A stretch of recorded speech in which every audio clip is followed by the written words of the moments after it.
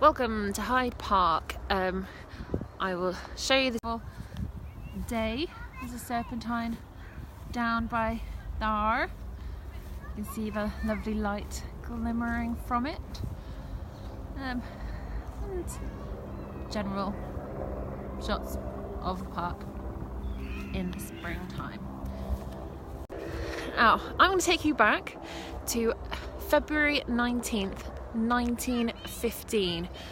Now, this is when the body of 41-year-old Annie Jarman was found in a ditch not too far away from here, where the Serpentine Gallery is at the moment. Now, back in 1915, it all looked very different. There wasn't as many kids, that's for sure. But then again, I guess it's half term. So, Alice Jarman's body was found near a magazine. That means that there was troops around here back then. They'd been digging ditches nearby where her body was found. And there was also a police station right next door to it. Now, her body was found in such a state that she'd clearly struggled with her attacker, but they hadn't heard anybody scream out or call for help. When the coroner came to look at the body, found that her head was nearly severed from her neck, and she'd been stabbed numerous times in her abdomen and her arms. And he did say that she definitely had the neck wound first before the killer went on to continuously attack her.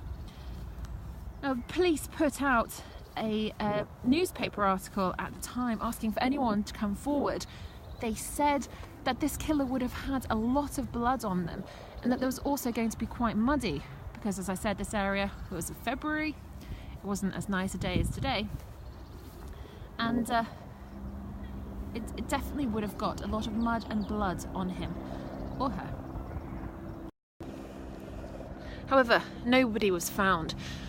So the inquest continued all through February, and it was March the 11th that police found a scabbard and a bayonet in a sewer in Westminster.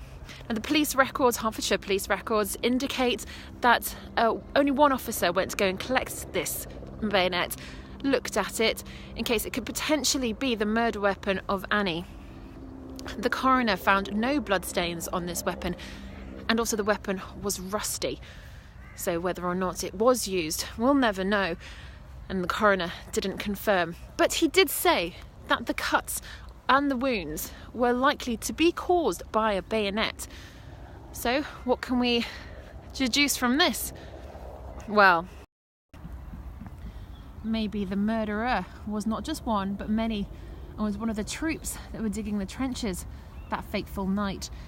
And they all stuck to their story that they didn't see or hear of her. Or maybe it was just somebody that passed by that had seen Annie walk in this park often. She came here regularly. She lived not too far away in a place called Crescent Lane in Nottingdale, which is now part of Notting Hill. She was affectionately known as Hoppy because one leg was shorter than the other.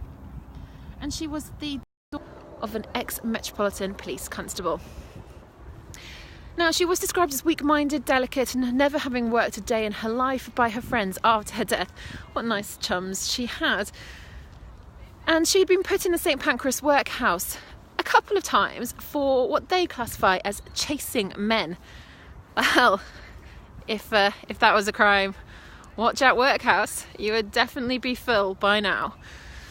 The sad story is that no one was brought forward for Annie's murder, and it still remains unsolved to this day. But here's another lovely look at the park.